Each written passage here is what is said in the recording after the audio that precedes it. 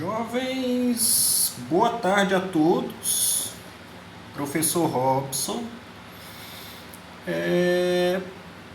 Eu venho propor a vocês algumas considerações, alguns comentários um pouquinho diferentes, tá? Em que sentido? A gente estava trabalhando um capítulo no ensino religioso que falava a respeito da morte, né? Que em grego é thanatos, né?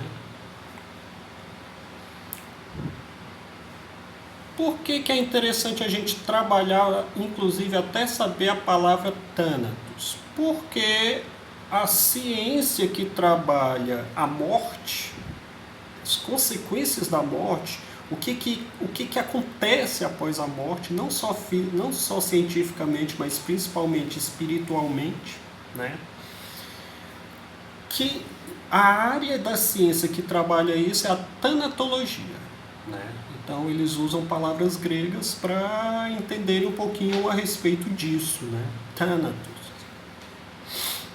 Eu fiz questão de colocar aí para vocês a parte científica, né? Da tanatologia, né? E eu gostei muito desse vídeo, desse cientista, né? O nome dele aqui, não estou achando o nome dele, né? Mas é muito bom esses detalhes, né? Daqui a pouco eu falo o nome dele.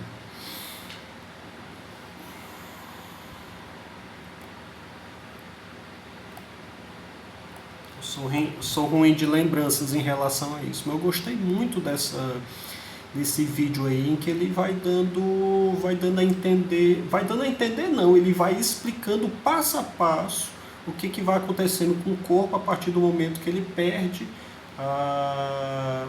os seus batimentos cardíacos, né? Inclusive ele deixa até bem claro que mesmo que a pessoa tenha uma parada cardíaca, ele ainda pode voltar à vida, né?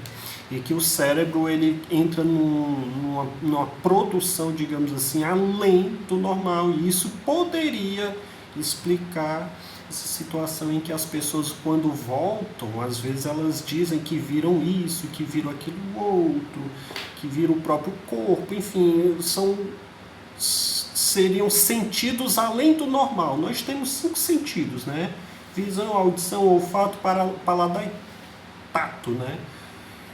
E com essa produção além do normal do cérebro e tudo mais, talvez nós chegássemos a outros sentidos, né? Um sexto sentido, um sétimo sentido, sabe-se lá como.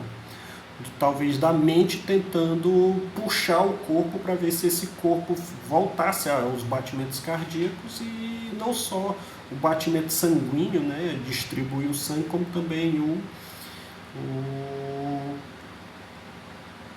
o próprio oxigênio, né?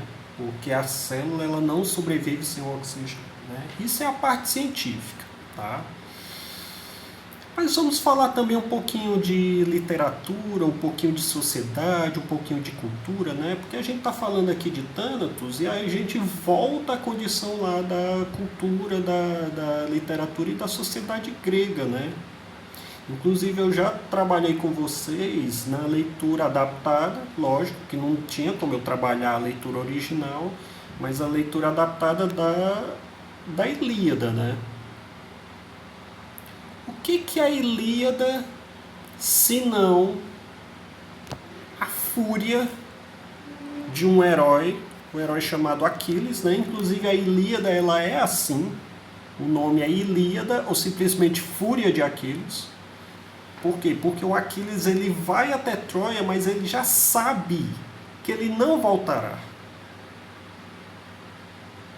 A mãe dele, inclusive os oráculos, todos eles já diziam a Aquiles que se ele fosse a Troia, ele entraria para a história, mas ele não voltaria, né? Ou seja, quer queira ou quer não, já fala de morte, né? E até que ponto essa morte valeria a pena, né? Entraria para a história, mas acabaria morto, né?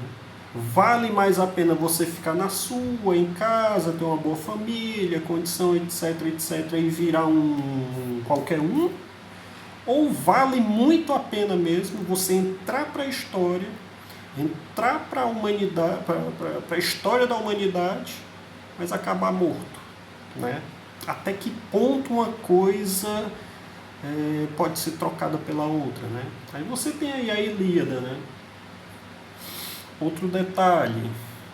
E aí a gente está falando de sociedade grega, né? Sociedade helênica, né? Eles não gostavam de ser chamados de gregos, né? Era até debochado na época. Depois disso, séculos depois, aí veio Sócrates e Platão. Os filósofos, né? Sócrates, através de uma escrita de Platão, que é o que a gente chama de platonismo, né? Sócrates era o personagem principal de todas as obras platônicas, né? Digamos assim. Aí até que ponto era de Sócrates, até que ponto era de Platão as ideias, né? Sócrates era mestre de Platão. E, por exemplo, lá na República, ele fala do tal do mito de Er. Mito, não é esse mito aí fajuto não, tá, gente? Que anda roubando quase 2 bilhões de reais por uma vacina que era a pior que existia e quase 1000% mais cara do que aquela outra que era 50% mais barata. Curioso, né? Enfim. Mito de Er. O que significava esse mito de Er? É uma das partes lá na República de Platão em que o Sócrates, que é quem fala na obra de Platão, o Sócrates vai explicar, vai contar a história de alguém que teria ido ao Hades e voltou, né? Naquele movimento que eu já expliquei para vocês, chamado catábase, né? A catábase, ela era muito falada durante a antiguidade, né? A catábase. Catábase. Que os antigos eles tentavam fazer o tempo inteiro, que os grandes heróis eles tinham quase com a necessidade de praticarem a catábase, né? Você tem aí Teseu, você tem Hércules, você tem Odisseu, o Aquiles ele não foi capaz de fazer isso, né? O Aquiles ele foi até o Hades e de lá ficou, né? Olha só que curioso.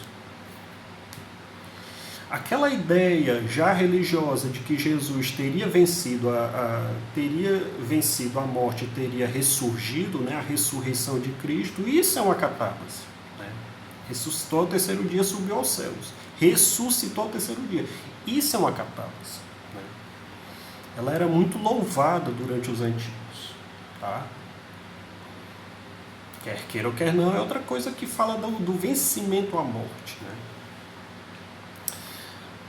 Vamos mais. E eu vou falando de situações e situações em relação a isso, né? Em relação à morte. Eu queria também falar de um filósofo, mas ele é posterior, ele é depois de Platão e de Sócrates, que era chamado Epicuro, né? Epicuro. Que é mais ou menos, se a gente esticar muito, é mais ou menos um pouco que a ciência hoje explica, né? O epicurismo, ele tentava explicar que o cosmo, todo ele é, digamos, um ser, né?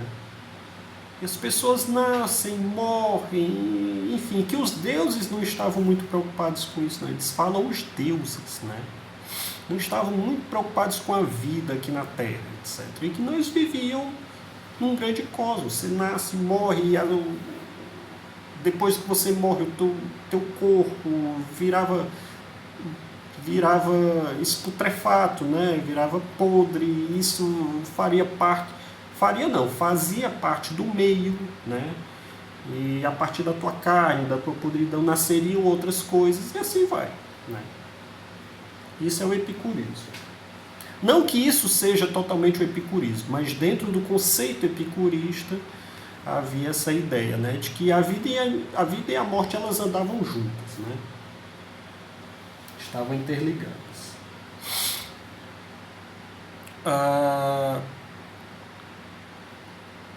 Deixa eu dar uma pausa aqui, que a gente já vai agora lá para a Idade Média, que a gente vai falar sobre Dante, tá? Só dar uma pausa aqui.